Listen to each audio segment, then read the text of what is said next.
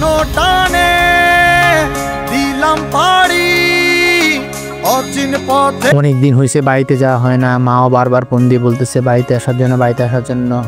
তাই কি করবো, যেহেতু মা অনেকবার বলছে, মা কথা তার পেলানো যাবে না, তাই ব্যাগ প্যাক গুছিয়ে রওনা দিয়ে দিলাম গ্রামের বাড়িতে যাওয়ার উদ্দেশ্যে। Hey guys, this is Hasan Patwari, আপনারা দেখছেন হাসান ব্লগ 001। এটা আমার লাইফে ফার্স্ট ব্লগ। তো আমি আজকে যাব হলো স্থল থেকে আমার গ্রামের বাড়িতে, আর আমার গ্রামের বাড়ি হলো চাঁদপুরে।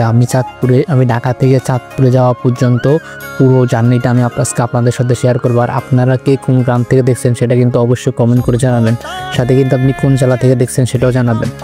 আমি এখন একটা রিক্সাতে উঠবো, রিক্সাতে উঠে রিক্সাতে করে যাবো বাস স্ট্যান্ডে।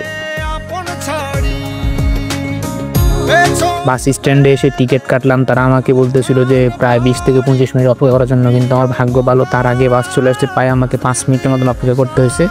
তা আমিও বাসও চলে আসলো, আর আমিও গিয়ে বাসে উঠে পড়লাম।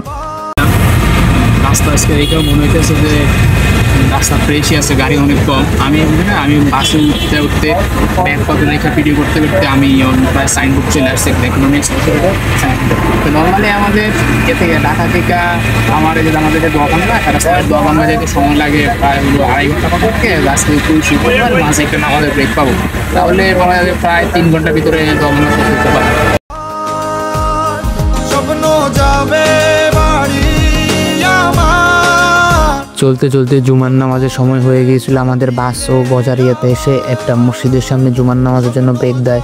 আমরা বাস থেকে নামলাম, নেমে জুমার নামাজটা আদায় করলাম। এখানে প্রায় 20 থেকে 25 মিনিট সময় লাগছিল আমাদের। নামাজ শেষ করে বাসে উঠলাম। বাস ছাড়া কিছুক্ষণের মধ্যে আমারও ঘুম চলে আসে। আমি আর বলতে পারি না আসলে পথে কি হয়েছে না হয়েছে।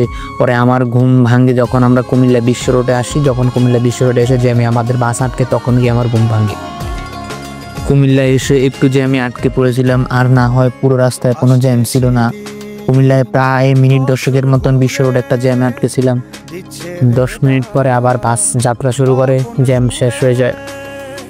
প্রায় 3 ঘন্টা 20 মিনিটের একটা বাস জার্নির পর বাস এসে পৌঁছায় হলো আমাদের শাহরাস্তি গেট দোয়াবাঙ্গায়। সেখান থেকে আমি একটা সিএনজি ঠিক করলাম। সিএনজি করে আমি আমার গ্রামের বাড়ির উদ্দেশ্যে, তো আমাদের মূল বাড়ি সেটার উদ্দেশ্যে রওনা দিলাম।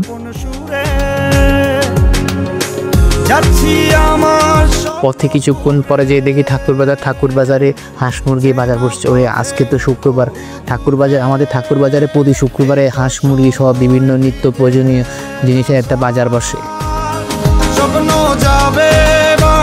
সিএনজি করে আমি চলে আসলাম শোষাক বাজারে এসে নামলাম। সেখান থেকে একটা অটো নিলাম, অটো নিয়ে আমার বাড়ির উদ্দেশ্যে আবার রওনা দিলাম। দেখতে দেখতে চলে আসলো আমার বাড়ি, যেটা আমার শিকড়, যেটাই হলো আমার সর্বশেষ ঠিকানা। তো দেখতে দেখতে আমি আমার বাড়ি এসে পৌঁছে গেলাম। আর আপনারা আমার ফেস দেখে তো বুঝতে পারছেন আমি অনেক টায়ার্ড, যে একটা অনেক বড় লং জার্নি হয়েছে। আসলে এটা ছিল আমার লাইফের একটা ফার্স্ট ব্লগ। আমি জানি না আসলে সব কিছু সঠিকভাবে উপস্থাপন করতে পারতেছি না, তবে আমি আমার এই ক্ষুদ্র অভিজ্ঞতা আপনাদের মাঝে শেয়ার করলাম। আপনারা প্লিজ আমার ব্লগটাকে শেয়ার করে দিবেন, আর কারো যদি ভালো লাগে তাহলে লাইক করে দিবেন, আর অবশ্যই আপনি আপনার মতামত কমেন্টের মাধ্যমে জানাবেন। থ্যাংকস।